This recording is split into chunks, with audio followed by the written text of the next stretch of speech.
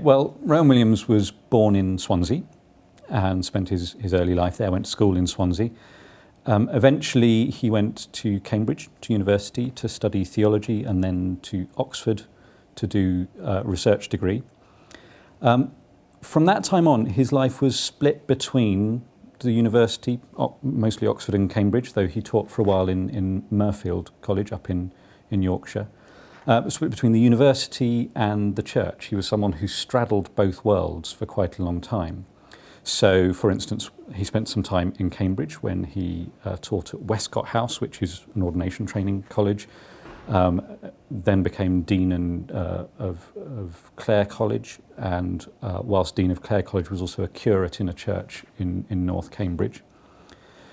At a very young age of 36, became a professor in Oxford, an unusually young age to get that kind of post. But was only there a fairly short time before being appointed as Bishop of Monmouth in Wales. So shifted back from the sort of academic world, the peak of the academic world, over to the church world. And since then he's been very much on the church side, being Bishop of Monmouth, being Archbishop of Wales, and then Archbishop of Canterbury.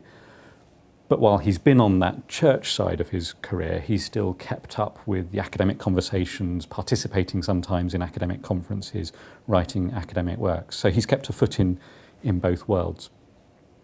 He's actually quite a difficult person to place sort of on the theological map, because he's been very eclectic in what he's read and who he's been in conversation with. It's not that easy to pin down sort of one of the great names of the previous generation and say that Williams is a follower of that person. So you can't say that he's a Barthian or a von Balthasarian or a Ranerian, though there are elements of all those people in his thinking, and he's read carefully, particularly von Balthasar and Rana.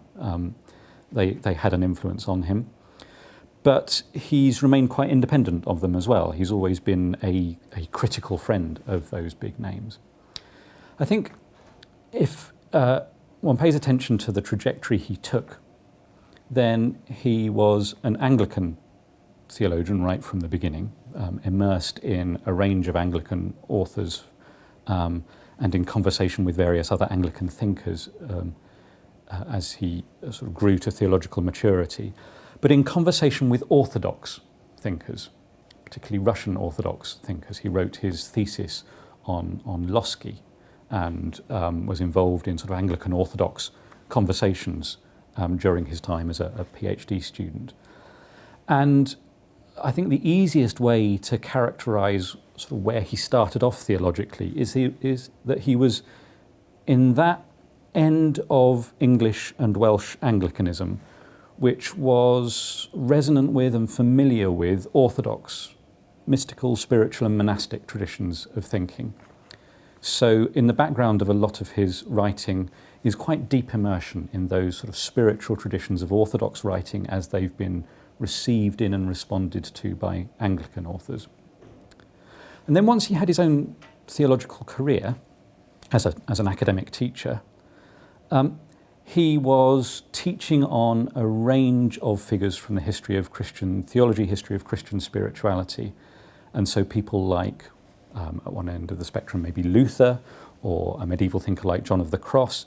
He immersed himself in their writings, but was influenced by some of the Anglican and Orthodox authors more recently who'd written about those people. So going through a book like The Wound of Knowledge, where he gives a history of Christian spirituality. Dominantly, it's filled with his own interpretation of those key figures from theological history, like Dionysius the Areopagite or Luther or John of the Cross. But influenced by, you'll see in the footnotes that there are essays by or conversations with particular Anglican and Orthodox figures from the last few decades who had shaped his interpretation.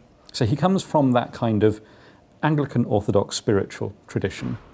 And that gives him a base from which he then reads and interacts with other strands in theological thinking. So, for instance, he reads and responds to Karl Barth, but he does so as someone formed in this Anglican Orthodox spiritual tradition and looking for what he can learn from Barth, but also looking to critique Barth from that kind of position.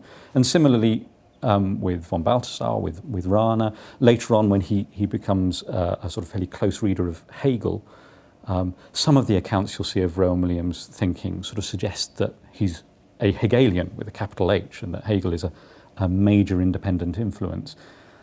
And that's not quite true. Certainly he's read Hegel quite carefully, and you can see some Hegelian strands coming through, but they come through insofar as he can respond to those strands positively from within this kind of existing Anglican Orthodox spiritual tradition.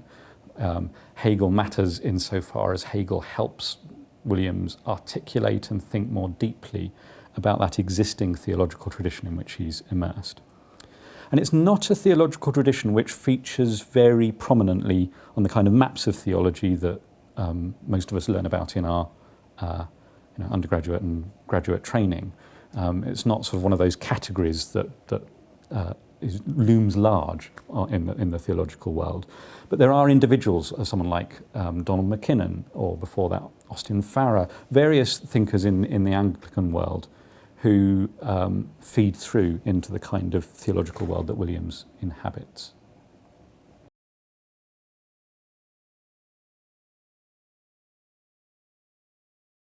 There is a coherent character to Williams' theology.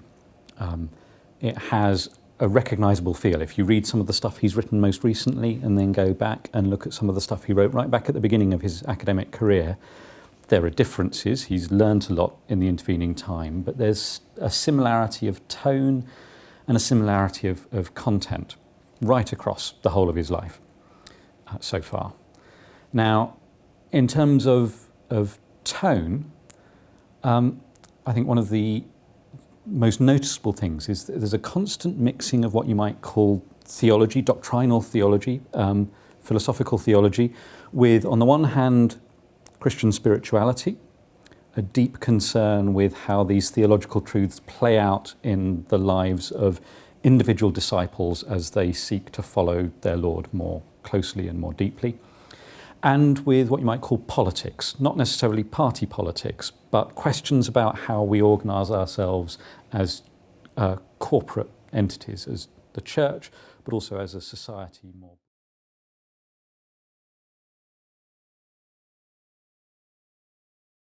Okay, now one of the areas of theology that thinking through grace and history has drawn Williams into, right from the beginning of his theological work all the way through to now, is thinking about how this shapes how Christians think about God, the nature of God. And there are various aspects of that I think it's worth touching on. One is that for Williams, he's utterly serious about the idea that God is love. That God is love, as it were, all the way down. Now, by that I mean that some ways of thinking about God focus on God's freedom, the freedom of God's will, and see love as a choice that God has made. A choice that God has made. So we've got God's utterly free will and then God's freedom to choose to be loving. And we can rely upon that choice of God because God is trustworthy and faithful. For Williams, that's getting things the wrong way round. Williams wants to stress that God's will, God's action, God's activity emerges from who God is, emerge from God's nature. And God's nature is to be loving. God's nature is love. You can never get behind that to some free choice of God to be loving. God simply is love all the way down. So all God's actions, all God's ways of working flow from that nature as love. And in fact, Williams sees God's actions as like ladders let down.